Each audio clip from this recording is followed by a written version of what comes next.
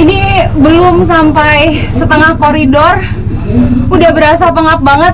Saya nggak kebayang ini yang dilakukan sama mereka setiap hari.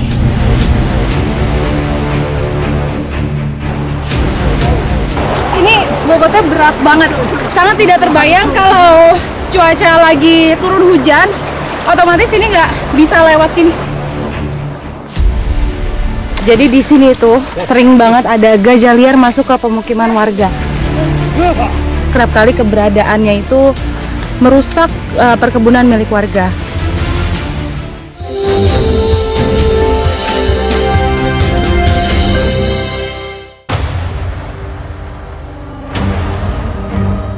Cerita dari Serambi Mekah kali ini menghantarkan tim Indonesiaku pada sebuah wilayah terisolir di utara Kecamatan Jaya, Kabupaten Aceh Jaya. Desa Maru menjadi salah satu penghasil kopi Robusta terbesar milik Aceh Jaya. Namun hingga kini masih mengukir daya dan upaya. Hari yang cerah menyambut kami untuk menelusuri jalan panjang hampir 25 km dari pusat Kecamatan Jaya. Desa Maru merupakan satu dari 34 desa yang ada di wilayah ini. Kami tiba di Desa Sabit yang menjadi aspal terakhir sebelum sampai di Maru. Di sini kami menemukan fakta yang mencengangkan bahwa kini warga Maru seluruhnya sudah pindah ke Desa Sabit. Mereka hanya mengunjungi Maru ketika hendak panen kopi saja. Nah, ini di tengah perjalanan kami bertemu dengan sejumlah warga yang ingin pergi ke kebun. Jadi kami barengan sekarang lagi nyebrang sungai dulu. Sungainya ini diterabas pakai motor.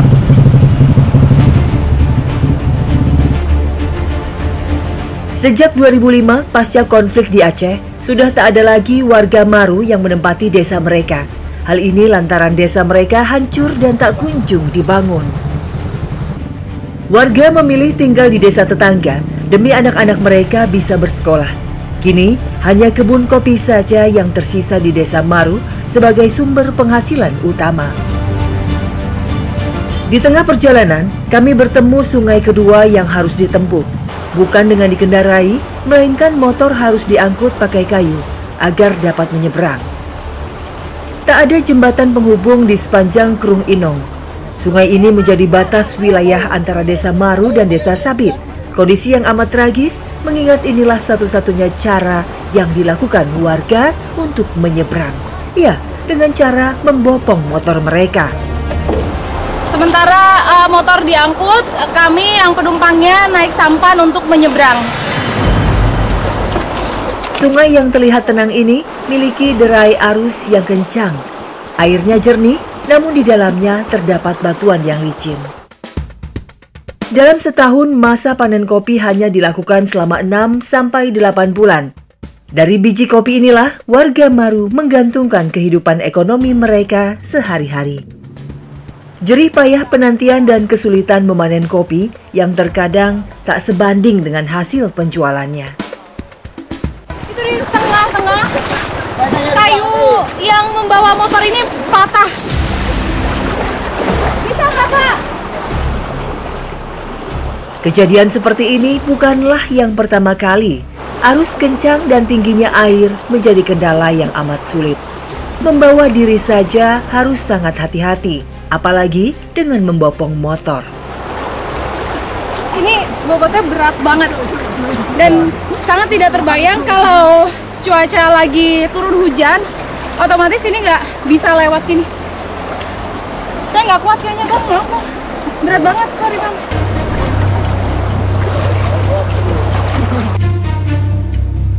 Desa Maru setidaknya memiliki 102 jiwa penduduk yang hampir seluruhnya menggarap kebun kopi di seberang sungai atau di wilayah Maru. Kalau tidak melakoni hal ini, maka tak ada penghasilan bagi mereka. Dua sungai yang baru saja dilewati ini merupakan dua aliran yang berbeda, dan seperti inilah kondisinya karena dalam, jadi harus mengangkut, tidak ada jembatan sama sekali. Kendaraan yang lewat selalu seperti ini caranya. Usai membopong lebih dari 8 sepeda motor, saya bersama warga Maru memutuskan untuk beristirahat sejenak. Sungguh perjuangan yang begitu luar biasa demi sebuah penghasilan. sudah istirahat, sekarang kami mau melanjutkan perjalanan. Dari sini untuk tiba di Mare masih ada sekitar 3 km.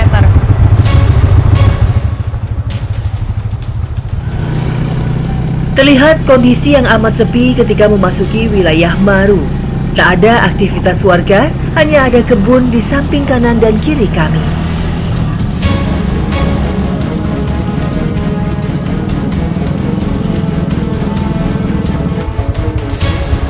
Selesai perjalanan panjang, kalau dari kantor Kecamatan Jaya kurang lebih 27 km, akhirnya kami sampai di Desa Maru.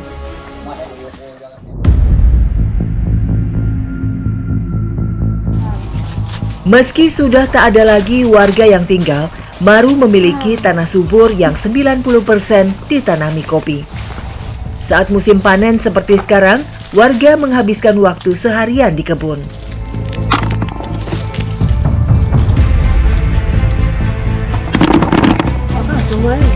Nah, kopi ini jadi komoditas utamanya Desa Mare. Jadi sayang banget walaupun sekarang udah nggak ditinggalin lagi perkampungannya, tapi warga masih datang ke sini untuk memanen kopi.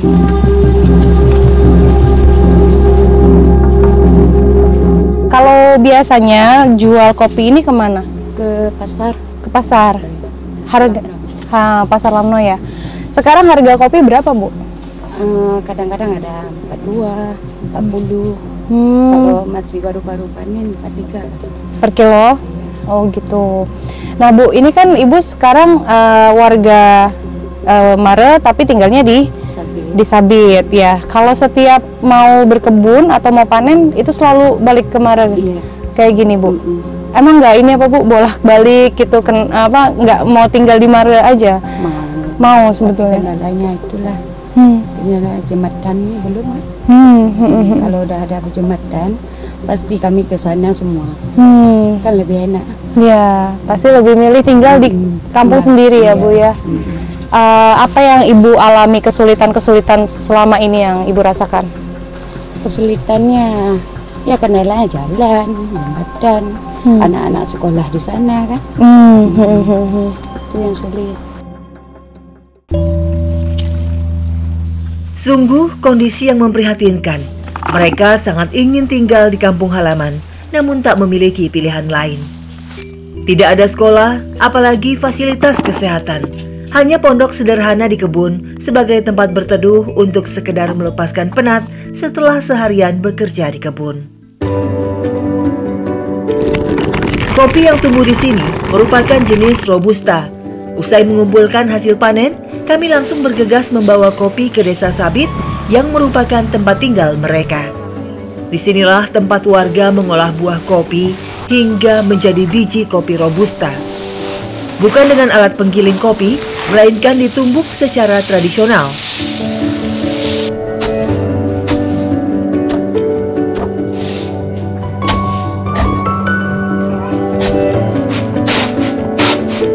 Setelah biji kopi terkumpul, kami mengemasnya di karung untuk segera dijual ke pasar.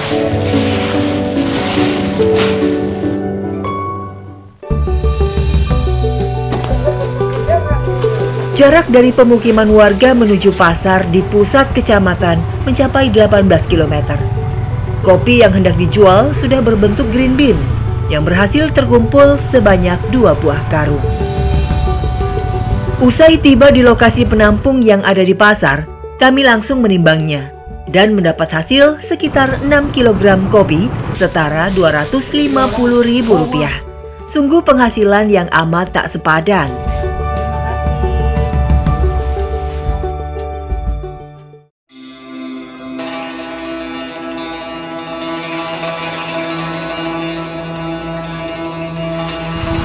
Di lokasi berbeda, kami turut menelusuri aktivitas pertambangan. Terletak di Desa Ijerengeh, Kabupaten Aceh Jaya, lubang galian batu di dalam tanah terpampang amat masif. Sekarang saya bersama Bang Safriadi mau turun ke dalam galian lubang. Ini kedalamannya bisa mencapai 25 meter. Bismillah ya Bang ya. Yuk.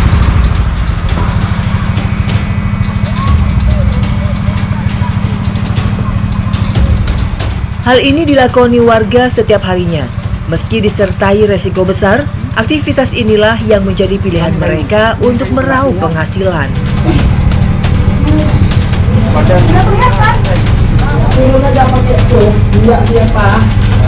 Langkah demi langkah saya tempuh untuk bisa sampai di dasar galian. Kayak takut jatuh. Ini pegang. Oke. Sorry ya, Bang. Ya. Sungguh bukan hal yang mudah. Ini belum sampai setengah koridor, udah berasa pengap banget. Ruang bernafasnya semakin sempit dan ini masih jauh ke dalam. Memasuki galian lubang sedalam 25 meter di bawah permukaan tanah, bagi saya terasa sulit untuk dilalui. Selain karena tidak terbiasa, saya dan para penambang di sini tidak mengenakan alat keselamatan apapun. Nah ini, minum. Saya akhirnya sampai nih di dasar galian lubangnya, dalam banget. Dan ini masih harus turun lagi ke bawah sedikit lagi baru sampai di dalam lorong untuk menggali ya, Bang. Bang, tolong Bang. Tiba di dasar galian, para penambang bersiap untuk melakukan pekerjaan mereka, yakni mengumpulkan batu yang terdapat di lapisan tanah. Nah ternyata di sini tuh menambangnya menggunakan alat dengan cara dibor untuk mencari batunya. Ini kami sudah berada di dasar galian lubang. Galian di bawah tanah seperti ini merupakan tempat cadangan biji mineral yang terdeteksi mengandung emas. Bagian biji mineral yang terdapat di lapisan dinding tanah harus dihancurkan hingga blok biji atau bebatuan runtuh. Saya pun turut mencoba untuk menghancurkan lapisan dinding blok biji mineral ini.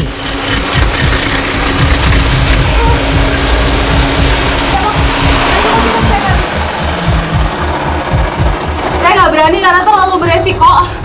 Alatnya ini berat ternyata. Jadi memang harus yang benar-benar sudah paham. Saya nyerahin ke abang aja, nggak berani karena itu nyemprot banget debunya ke mata. Kita di sini nggak ada yang pakai alat keselamatan untuk wajah gitu, hanya ini aja nih, santer penerang di kepala.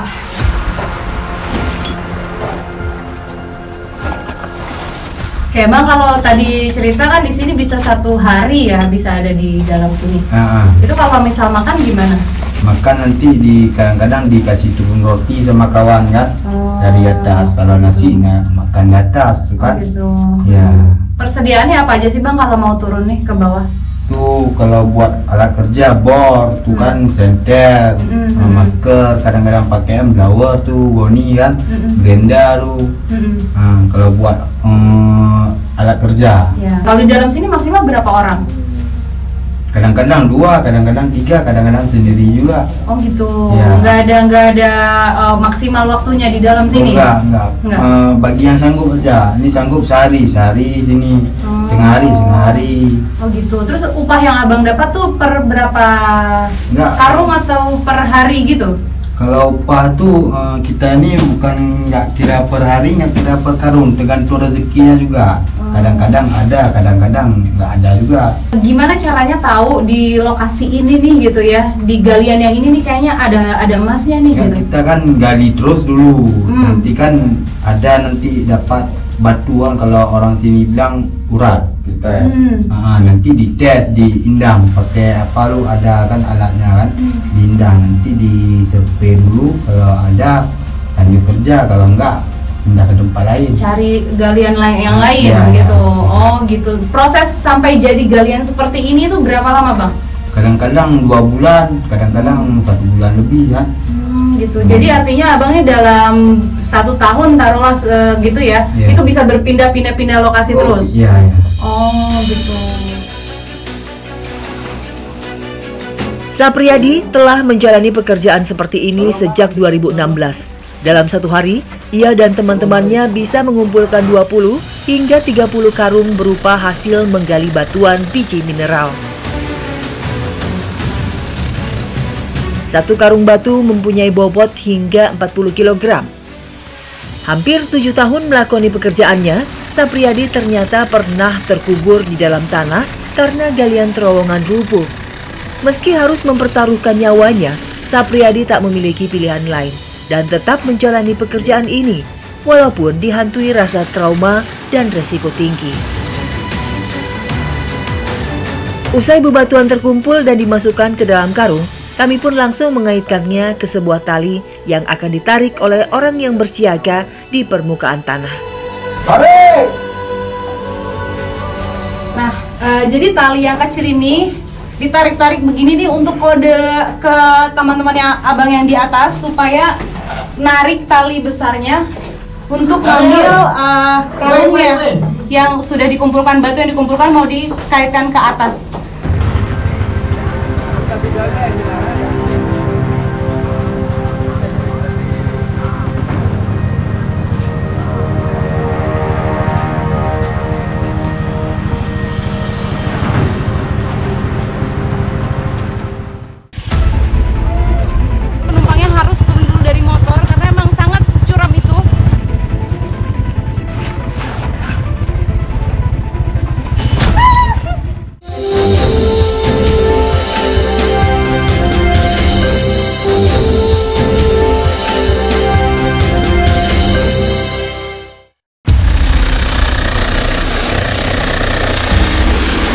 Menjalani pekerjaan sebagai penambang merupakan mata pencaharian yang dilakukan warga desa Ijerengeh di Aceh Jaya. Mereka biasa menghabiskan waktu seharian penuh di dalam tanah demi meraup butiran emas. Usai bebatuan digali dan dikumpulkan, kami pun bergegas naik ke permukaan. Dengan melewati rintangan yang sama saat turun ke sini, saya pun bersusah payah untuk dapat memanjat. Ini ada satu spot nih setelah tangga itu sebetulnya yang kita tuh harus meraba naik ke atas, tinggi banget gitu, jadi harus bener-bener hati-hati. Saya minta tolong ini nih, dipegang abang. Bang, tolong bang.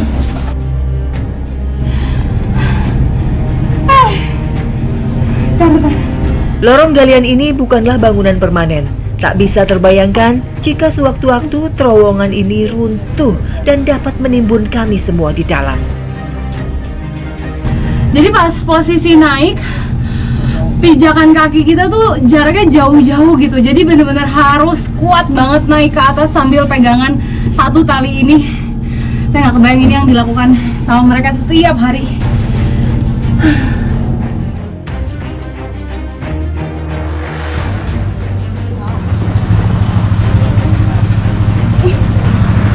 Awas ini di bawah.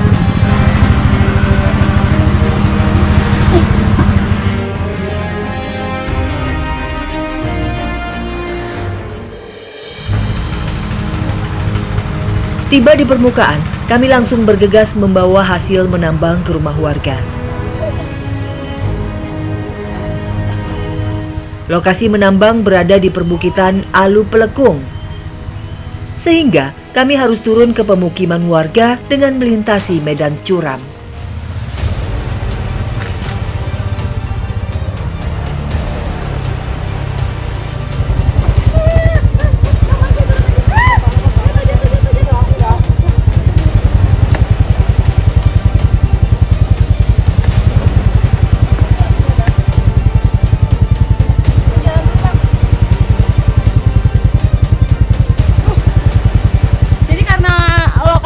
Menambang itu ada di atas perbukitan. Sekarang kami harus membawa batu itu menuruni turunan yang sangat curam pakai motor dan jalannya benar-benar setapak tanah merah. Betul-betul perjuangan yang luar biasa. Dengan membawa 2 karung hasil menambang yang setara bobot 80 kg, kami harus melintas di jalur seperti ini. Ini bisa dilihat ya, turunannya ini benar-benar menukik sekali. Terus ini bisa membuat motor nyangkut karena jalanannya benar-benar membuat motor ini. Oke, bisa Pak, satu-satu. Oke. Maju lagi bisa. Beruntung, hari ini cuaca bersahabat. Jika kondisi turun hujan, tentu jalan seperti ini akan lumpuh, tak bisa dilintasi. Nggak bisa.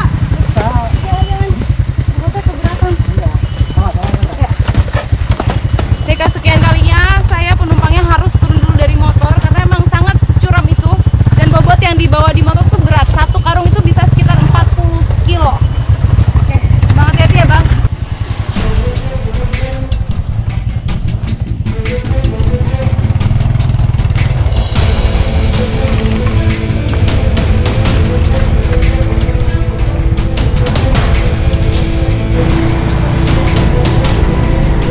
Usai menempuh jalan menurun kurang lebih 3 km, kami pun tiba di rumah warga yang biasa dijadikan tempat para penambang mengolah bebatuan hasil menambang.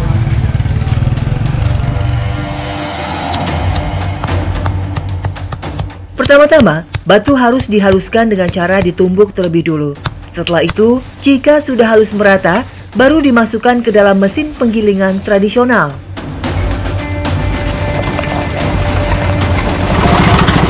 Sudah ditumbuk itu dimasukkan ke dalam alat penggilingan seperti ini untuk nanti memisahkan mana yang ampas, mana yang diolah lagi menjadi emas. Satu karung batu dengan bobot 40 kg itu, usai diolah biasanya hanya menghasilkan setengah mililiter emas. Bahkan terkadang zong atau tak mengandung emas sama sekali. Hari ini, kami berhasil mendapat kandungan emas murni yang termasuk ke dalam kandungan mineral primer.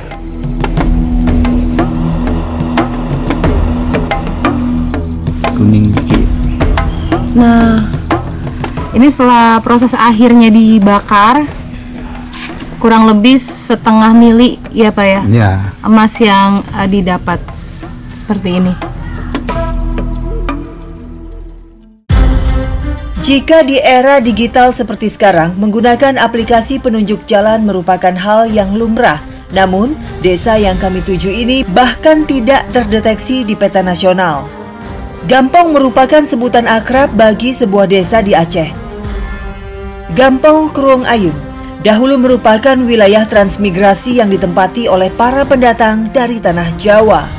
Sejak konflik yang bermula pada 1976 dan berlangsung lama di Aceh, para transmigran meninggalkan wilayah ini dan tak kunjung kembali. Kini, tanah di desa Krung Ayun 90% didominasi oleh lahan perkebunan sawit milik perusahaan pengelola kelapa sawit. Kami memulai perjalanan dari desa Ligan yang menjadi aspal terakhir sebelum menempuh jalan becek dan berlumpur. Jalur ini tak pernah mendapat perhatian sejak era 90-an. Padahal merupakan satu-satunya jalan yang digunakan oleh warga. Sepanjang perjalanan, kami disuguhkan pemandangan pohon kelapa sawit yang melimpah ruah, seolah membenarkan bahwa industri kelapa sawit memang mendominasi di ujung selatan wilayah Sampoinit. Namun, kenyataan yang ada tak selaras dengan kondisi jalan yang kami tempuh. Jika wilayah ini menjadi prioritas industri, lalu mengapa jalan yang merupakan akses utama sehari-hari sangat sulit dilintasi? Jika hujan deras turun, tak menutup kemungkinan kondisi jalan ini lumpuh hingga tak bisa dilalui kendaraan.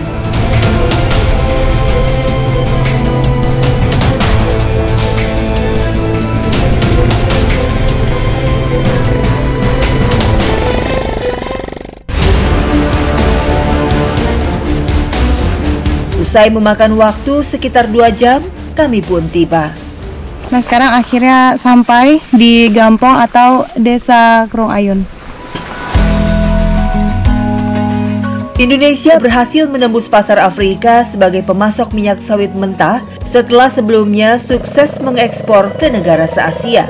Dari data milik Badan Pusat Statistik BPS pada Mei 2023, terjadi lonjakan ekspor ke negara Afrika bagian barat mencapai 800% atau setara 28,2 ribu ton. Sementara pemerintah Provinsi Aceh mencatat luas lahan perkebunan kelapa sawit mencapai 240 hektar lebih di seluruh wilayah Aceh. Namun ironisnya, kini Aceh masih menyandang predikat termiskin sepulau Sumatera. Hal itu disampaikan Badan Pusat Statistik Aceh bahwa pada akhir 2022 lalu, jumlah penduduk miskin di Tanah Serambi Mekah ini meningkat hingga 14% atau setara 11,7 ribu jiwa. Sungguh kontradiksi yang mencengangkan. Saya bertemu wanita lansia yang kesehariannya dihabiskan di kebun sawit. Bukan sebagai pemilik lahan, namun dirinya hanyalah buruh upah. Jumirah dan keluarganya menggarap lahan sawit seluas 2 hektar dan sudah melakoni pekerjaan ini selama mereka tinggal di desa Krung Ayun. Tugas nenek Jumirah dan saudara perempuannya mengambil buah sawit yang berserakan di tanah. Usai tandan sawit jatuh dari pohon.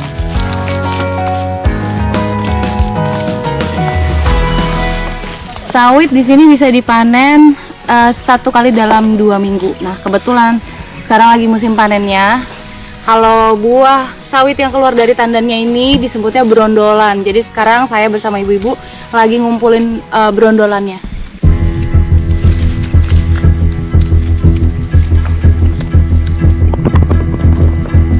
Sementara itu, tugas laki-laki yang mendodos tandan sawit agar dapat diambil dari atas pohon. Rupanya bukan hal yang mudah. Jadi sekarang saya mau coba juga nih ngambil sawitnya. Sebelum buahnya yang diambil itu kita harus singkirin pelepah pohonnya dulu. Tapi ini tuh tinggi banget. Jadi ini galah ya Pak ya? Galahnya itu ada kurang lebih berapa meter nih Pak? 7 sampai 10 meter. Naikkan dulu. Iya. Jelang penghujung bulan seperti sekarang, menjadi waktu sisa dari panen buah sawit, sehingga hasil yang kami kumpulkan tidak seberapa.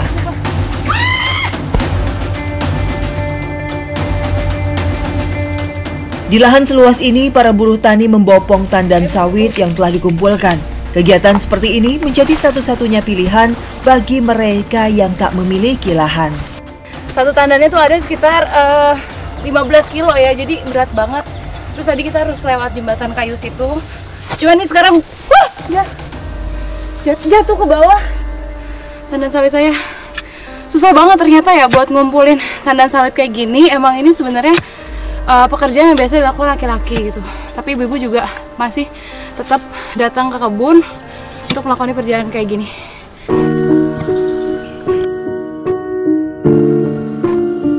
Ibu sekarang usianya berapa? Ya. Sekarang usia ibu sudah berapa? Umurnya? Ya. Udah 70. 70 tahun. Ibu masih datang ke kebun kerja kayak gini. Bu, ibu kalau sekali kerja gini bisa dapat brondolannya berapa banyak sih? Kalau dapatnya banyak ya banyak. Gitu. Nah, ibu ini gimana sistemnya? Maksudnya diupah atau emang kebun milik sendiri atau ibu kerja sama orang? Kerja sama orang. Kalau bisa ya bisa dapat 200 gitu, 200.000 ya kan. Tapi karena nggak mampu ya dapatnya segitu kan gitu. Dapat 100. Upah untuk 1000 kg sawit yang dikumpulkan hanya bernilai Rp100.000 per orang. Padahal harga sawit per kilonya bisa mencapai Rp20 hingga Rp30.000. Sungguh ketidakadilan yang amat terasa bagi para buruh tani di sini.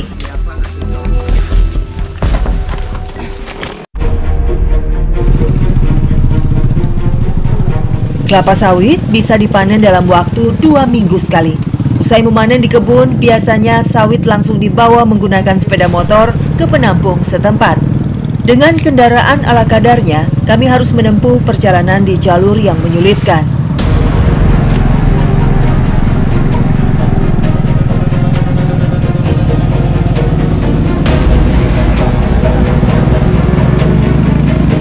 Tiba di lokasi penampungan, timbangan besar telah tersedia dan hasil panen langsung ditimbang dengan cara memarkir kendaraan di atas timbangan. Ini kami sudah sampai, jadi tadi cara menimbangnya itu motor naik juga ke atas timbangan. Memang saya tidak sanggup membawa sebanyak punya Pak Haji, saya hanya membawa 2 tandan. Dan tadi setelah ditimbang ada sekitar berapa Pak? 490 kilo, tapi itu sama motornya. Usai dikurangi bobot kendaraan, hari ini kami hanya mengumpulkan sekitar 200 kg kelapa sawit. Artinya, upah yang didapat keluarga Jumirah hanya Rp200.000.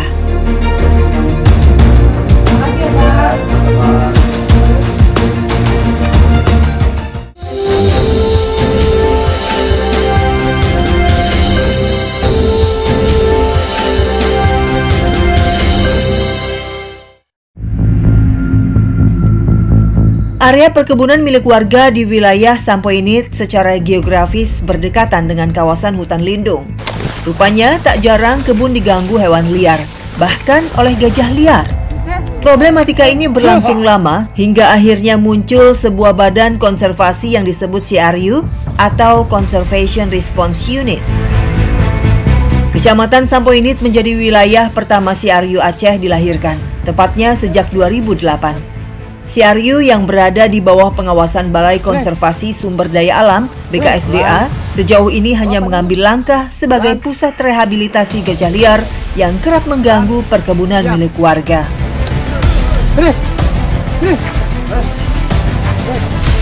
Ketika gajah liar muncul di permukaan kebun, warga biasa melapor ke pihak si Aryu untuk mengusir hewan raksasa itu kembali ke habitatnya.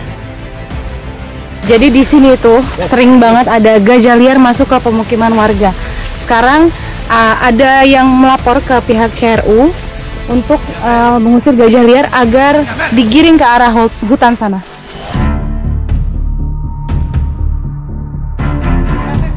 Langkah kaki gajah yang besar bisa menghancurkan lebih dari 4 hektar lahan kebun perharinya. Hal inilah yang membuat warga merasa amat terganggu, namun juga tak memiliki solusi konkret akan masalah ini. Cara mengusir gajah ini sama sekali tidak menyakiti, hanya menggiring ke arah hutan aja, karena kerap kali keberadaannya itu merusak perkebunan milik warga.